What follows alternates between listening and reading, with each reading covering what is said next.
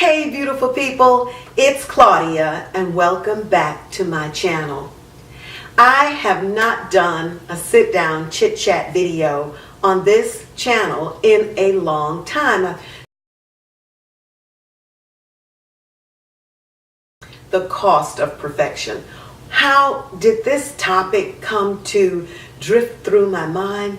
I was on YouTube and I saw one of my favorite creators with a video that dealt with the theme, stop trying to be perfect.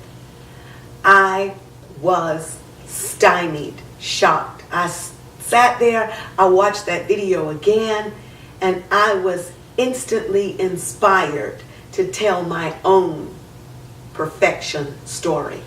So Amber, I'm always being inspired by you. That's Amber's Closet if you don't know her channel. Thank you for posting that video, Amber. I have my whole life pursued the art of perfection. From a little tiny girl, I wanted to be liked, approved of, loved, and I wanted to be perfect. And I thought that being perfect would mean you would have all of these other things in tandem. They just would come along with it.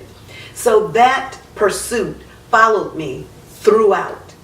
I was always, I'll be honest, yeah. I was the teacher's pet in class. I wanted to help the teacher with everything. The perfection of being at the head of the class in academics never left me. From the last time I was in class in a workshop, or I led a class, or I taught a class or led a workshop, perfection was always at the forefront. Perfection cost me so much. You give up so many things you genuinely want to do because the art of perfection means that it's not only perfection in your own head that you're striving for, but you're striving for the perfection in others' opinions of you. In the gaze of others, you want to see that mirror of reflection of perfection shining back at you. And that's not always doable. That's not always achievable. Of what you genuinely like or don't like, you don't know, because perfection cloaks you and makes you do the things that you think would get you to that pinnacle or to that penultimate point where you're just left to throw out your arms and say to the world, okay, I've achieved this perfection. In college, perfection drove me like a witch on a person's back in the cartoons. I missed so many dances. I probably missed dates.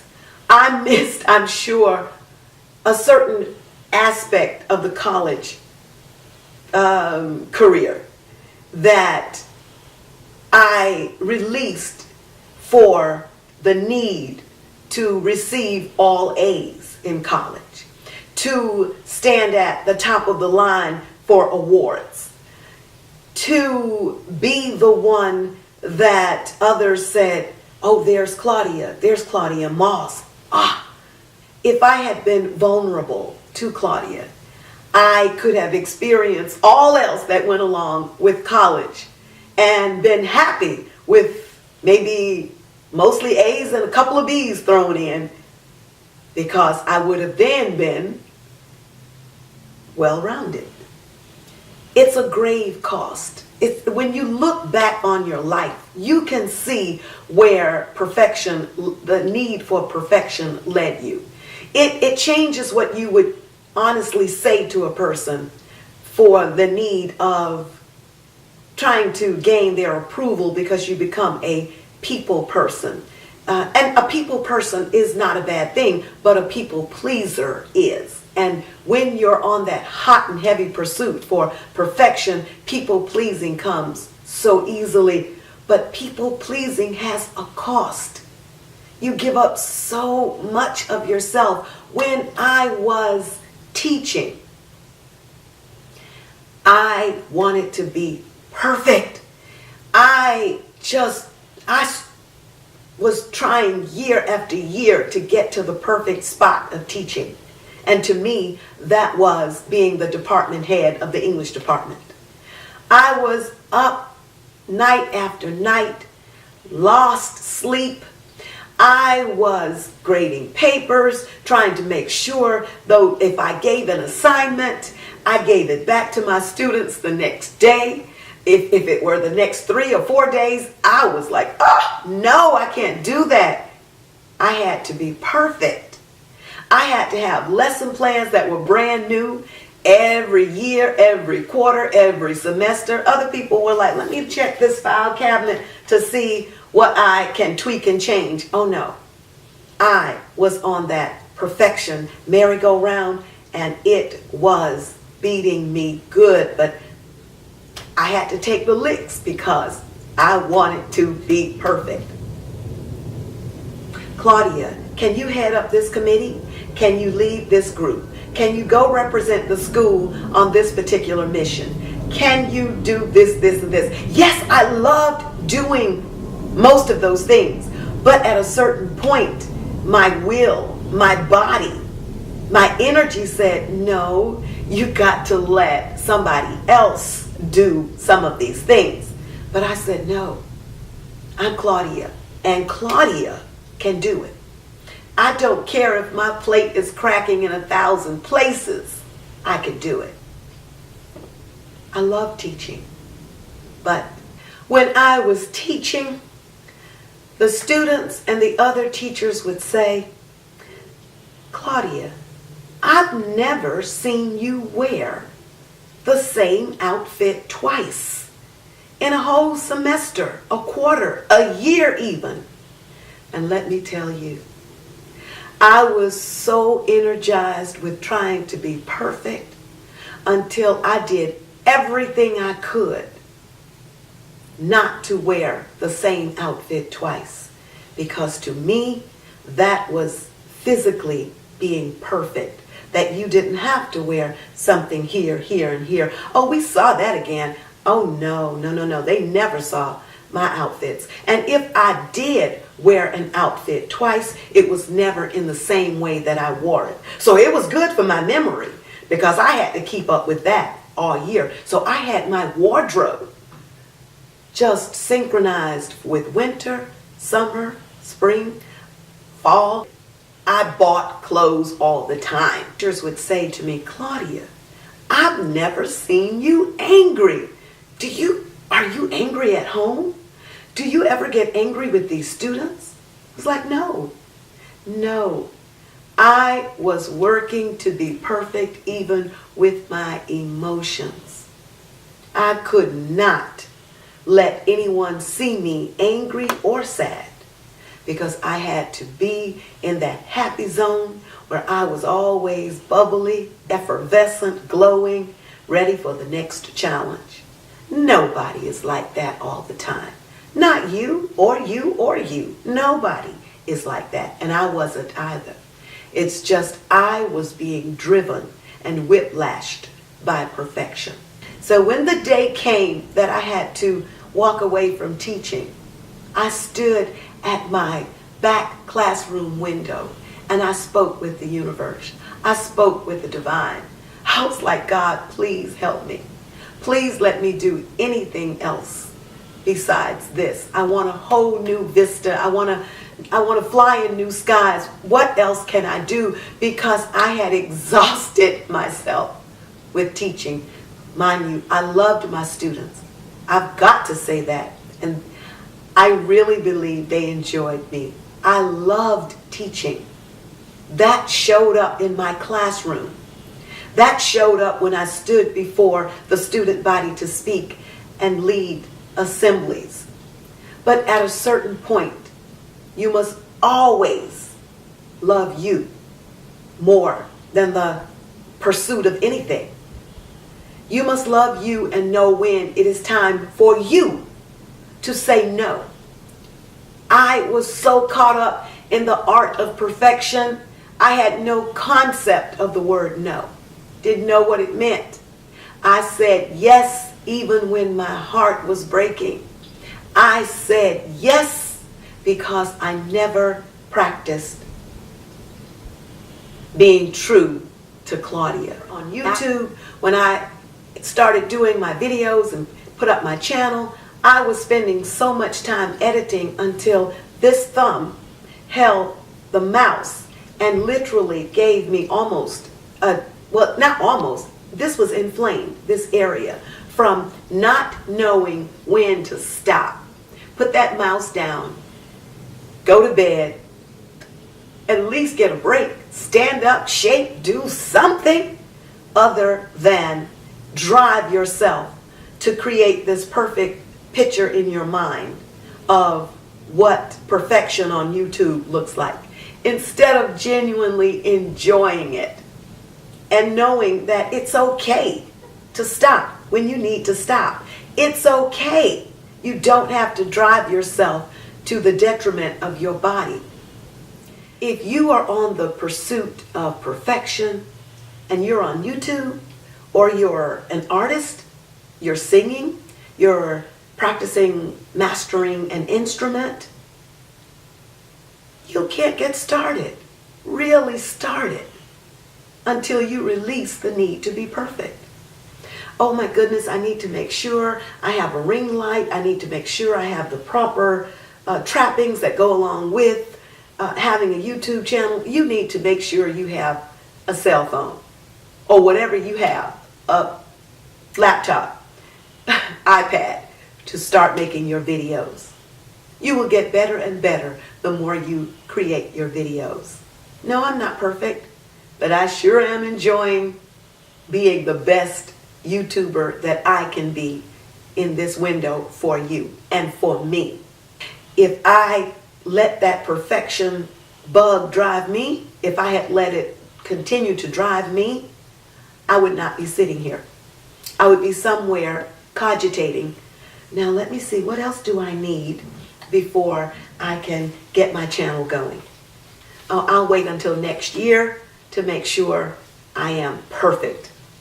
I will make sure I'm just like my favorite YouTuber, and she might be 3 million strong, but when I'm perfect, 3 million will pop in for me too. But I won't start until then. No, the perfection bug stopped me from writing. I was like, how can I write the New York Times best-selling novel if I'm not perfect in this chapter or what I've written? So I think I'll stop and think about how I can be perfect. No, I'm perfect when I keep writing. I am genuinely present, honestly present, when I write and write and rewrite and love the whole journey of writing. It's the journey. It's the perfect life is the journey of a well-lived life of ups and downs, of showing up as who you are in any given moment. It doesn't look like whatever perfection looks like. What is that? Now, I think about perfection and I say, you cannot serve two gods. If you serve the God of perfection here, and you serve the God of vulnerability and free falling here, you're torn, you're tattered, you're confused. Because you need to pop off this scale of perfection and leap onto vulnerability and free falling, so that whenever you find yourself in a spot where your plate is cracking, you can lean back and say, nope, I'm going to bed. Nope, I missed that deadline and it's okay. Nope, I'm fabulous in my own mind. Doesn't matter what you might think, as long as I'm sitting here shining, then I've got to be shining somewhere else in your eyes, because I'm shining over here in mine.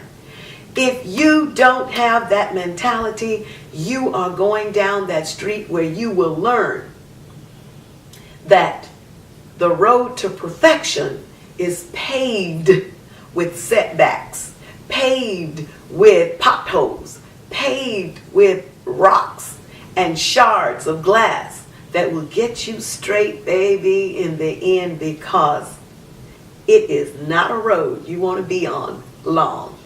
Until I had to turn around and say to Claudia, I am perfectly me in all of my imperfections.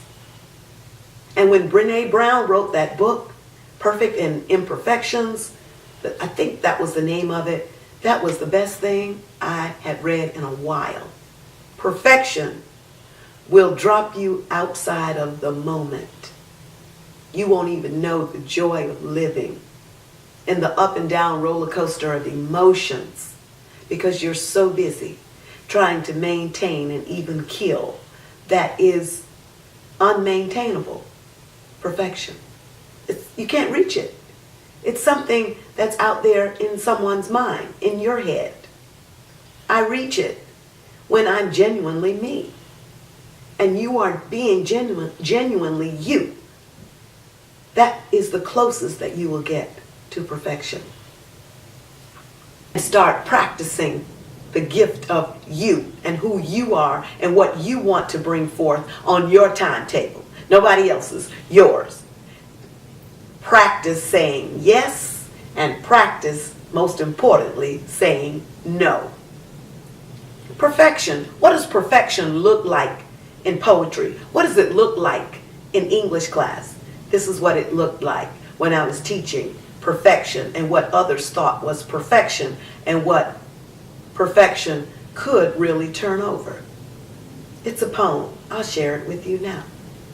The poem is Richard Cory. Richard Cory, written by Edwin Arlington Robinson, 1869 to 1935. Whenever Richard Cory went downtown, we people on the pavement looked at him. He was a gentleman from sole to crown, clean-favored and imperially slim. And he was always quietly arrayed. And he was always human when he talked. But still, he fluttered pulses when he said, good morning. And he glittered when he walked. And he was rich, yes, richer than a king, and admirably schooled in every grace.